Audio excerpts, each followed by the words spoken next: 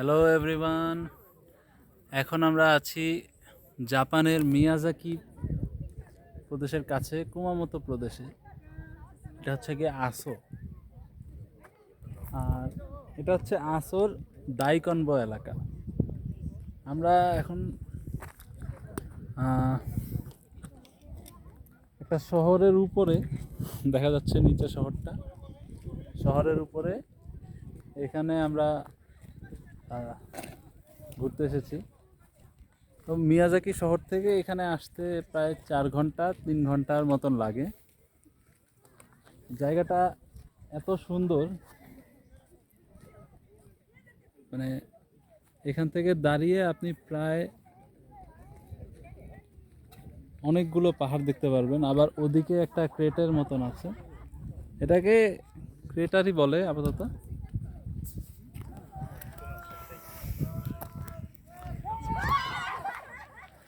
এখানে আজকে জাপানের হলিডে, সানডে এবং স্যাটারডে।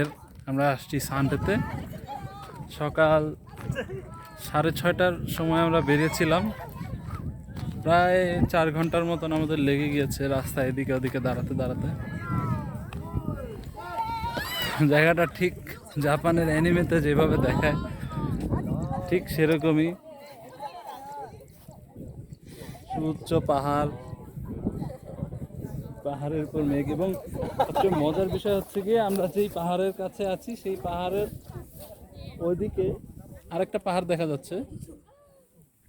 এই পাহাড়টা আবার মেঘে ঢাকা, মানে আমরা এখন যেখানে আছি তার থেকে উঁচু পাহাড়। আর এদিকে আরো পাহাড় দেখা যাচ্ছে। ওই যে এই পাহাড়টা, এই পাহাড়টা একটা ভলক্যানোর মতন লাগছে আমার কাছে। জানি না ভলক্যানো কিনা, কিন্তু দেখতে খুবই মজা লাগছে, কারণ ওর একটা উপরে মুখের মতন আছে, তো যেটা নর্মালি অন্যান্য পাহাড়ের ক্ষেত্রে তেমন একটা দেখা যায় না। আর এই যে আমরা যেই পাহাড়ের উপরে আছি সেই পাহাড়ের উপরের উপত্যকা, সরি নিচের উপত্যকা, মানে খুবই খুবই সুন্দর। এবং সবচেয়ে কষ্টের বিষয় হচ্ছে যেটা আমি চোখে দেখতে পাচ্ছি, যেটা আমি ক্যামেরায় দেখাতে পারছি না। এই যে পাহাড়ের উপত্যকায় পাদদেশে ঘন বন, বনটা দেখে মনে হচ্ছে যে মানুষের লাগানো, কিন্তু এটা প্রাকৃতিকভাবেই গড়ে ওঠা বন। যদিও যেখানে বন হালকা হয়ে যায় সেই জায়গায় ওরা আবার বনায়ন করে, সেই বনটাকেই আরো ঘন করে। সেই বনের উপর দেখা যাচ্ছে সেই এই মেঘগুলোর ছায়া, খুবই সুন্দর, অবর্ণনীয়। আর এটা হচ্ছে কি আসলে একটা গ্রাম কুমামোতো প্রদেশের। আর এই যে দেখা যাচ্ছে বাংলাদেশের মতনই ধান ক্ষেত, আর এই যে জল জল যেগুলো দেখা যাচ্ছে, এই ধান খেতে আর কি পানি দেওয়া। আবার সাদা সাদা যেগুলো দেখা যাচ্ছে রিফ্লেক্ট করছে এই ধান ক্ষেতগুলো ছাড়াও, সেগুলো হচ্ছে আপনার ওদের গ্রিন হাউস। কারণ ওদের এইখানে যে তাপমাত্রাটা থাকে, এই তাপমাত্রায় আসলে অনেক ফসল বেড়ে উঠতে পারে না। তো যে কারণে দেখা যায় যে জাপানের ফসলের দাম অনেক বেশি হয় মাংসের চেয়েও।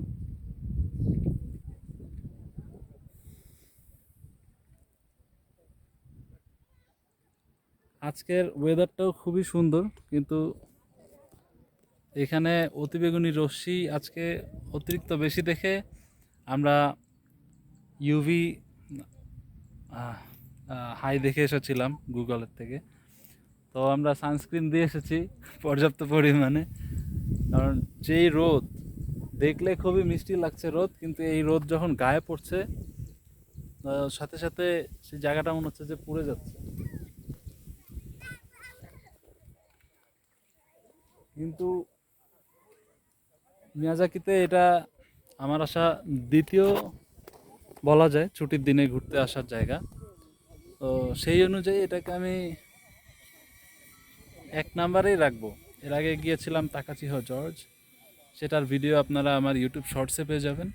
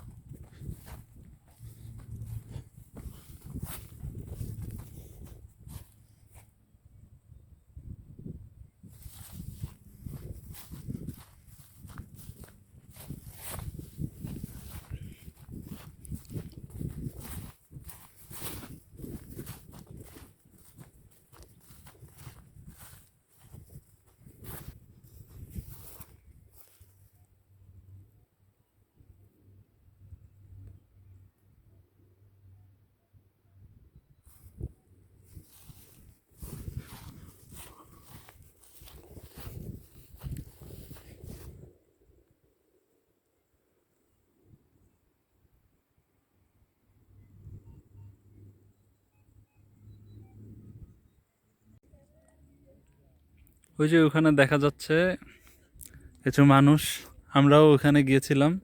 ওইখান থেকে আর কি নিচের ওই পাশের উপত্যকাটা ভালো মতন দেখা যায়। মানে এই সোজা শুধু দেখা যাচ্ছে পাহাড় সমান যে উপরের মালভূমির মতন জায়গাটা, সেইটাই। এটা কিন্তু সমতল না এদিক দিয়ে। আর ওই যে উপরে আরও পাহাড়, সেগুলো আরও সুউচ্চ পাহাড়।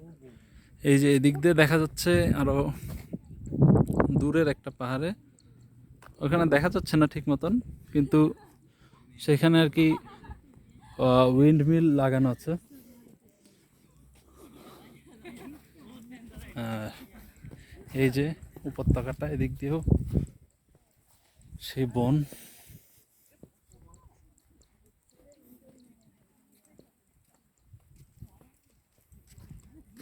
আর ওই যে ওইদিকে দেখা যাচ্ছে, ওইদিকে দেখা যাচ্ছে গাড়িগুলো, আমাদের গাড়িও ওইখানে পার্ক করে রাখা। ওইখানে সবাই গাড়ি পার্ক করে এদিকে আশপাশ দিয়ে এক একটা মাথায় যাচ্ছে আর কি।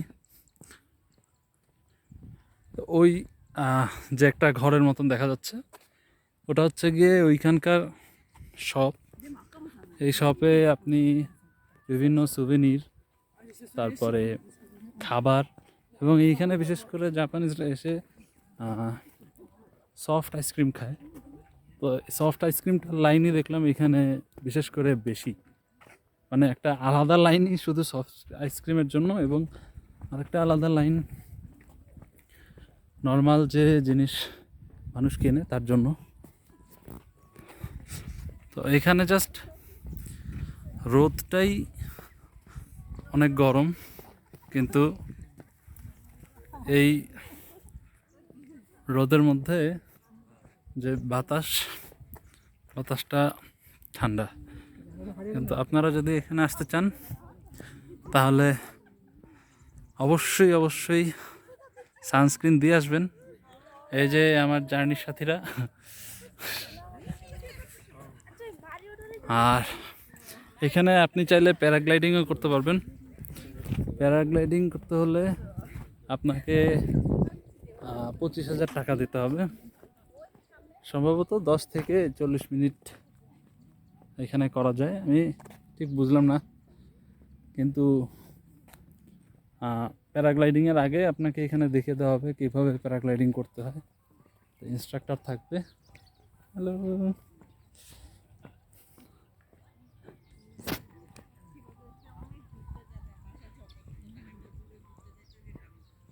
হ্যাঁ, এই যে দেখা যাচ্ছে কত আপস অ্যান্ড ডাউনস।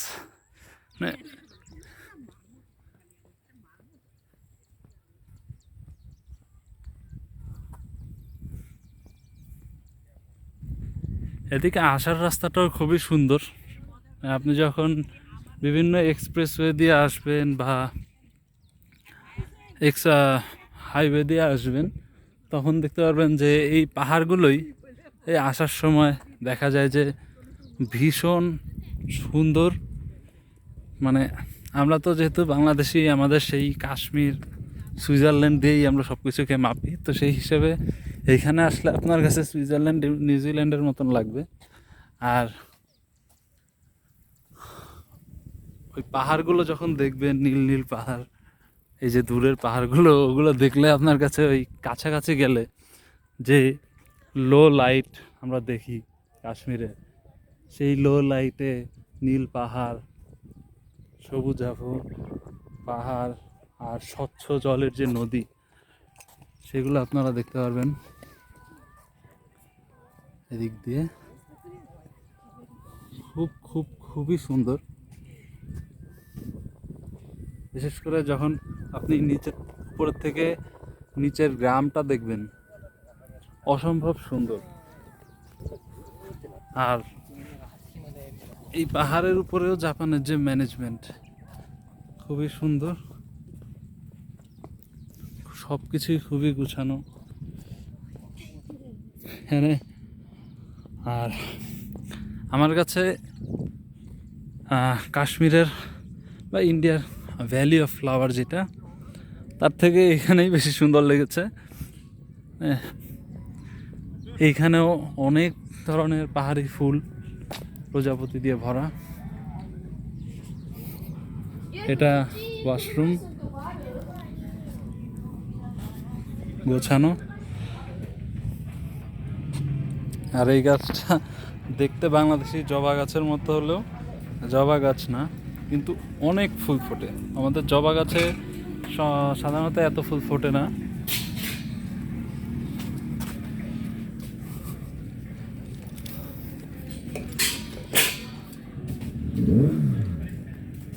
এই যে আপনার প্যারাগ্লাইডিংয়ের সাইনবোর্ড, 25,000 টাকায় চড়তে পারবেন। আর এই যে আমাদের স্টোর, এখানে আপনি মাংস, মাছ, সবজি, আইসক্রিম, সফট ড্রিঙ্কস, মানে ফল থেকে শুরু করে সব কিছুই প্রায় বলতে গেলে যে এখানে আছে। কারণ একটাই দোকান, এছাড়া আপনার কোনো উপায় নাই। আর এই যে অনেকে আসে বাইক নিয়ে, অনেক বাইকার এইখানেও বাংলাদেশের মতন, কিন্তু যদিও শহরে এরকম বাইকার দেখা যায় না, কিন্তু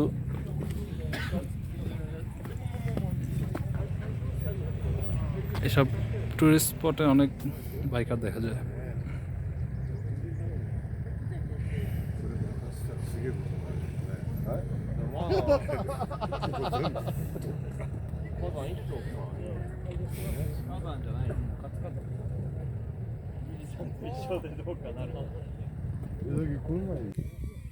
ও এরপরে আমি যেখানে যাব, আপনারা যদি চান যে আমি ভিডিও তৈরি করি, যেহেতু ছুটির দিনে আসা হয় বা অন্যান্য দিন ঘুরতে আসা হয়, তো সেই ক্ষেত্রে আমি আশা করছি যে আরও সুন্দর সুন্দর ভিডিও আপনাদের জন্য বানাবো। ধন্যবাদ আজকের জন্য।